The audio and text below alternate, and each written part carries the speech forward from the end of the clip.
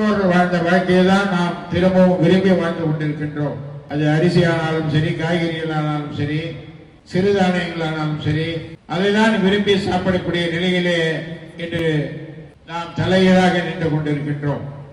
100 வயதிற்கு 100 ஆண்டுகளுக்கு முன் வாழ்ந்த வாழ்க்கையை நாம் இப்பொழுது கடைபிடித்துக் கொண்டிருக்கின்றோம். அது உணவானாலும் சரி, உடையானாலும் சரி, அது போன்ற சூழ்நிலை இருந்து கொண்டிருக்கின்றன.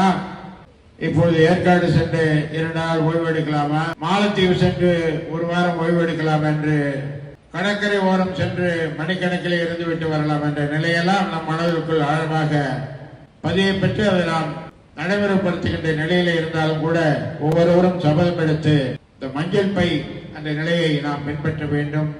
குடிநீரை கண்ணாடி பாட்டில்களிலே, பாத்திரங்களிலே எடுத்து சென்று குளித்துவிட்டு திரும்பவும் அந்த பாத்திரங்களை வீட்டுக்கு எடுத்துக்கின்ற சுத்தப்படுத்தி அதை திரும்ப பயன்படுத்துகின்ற நிலையை நாம்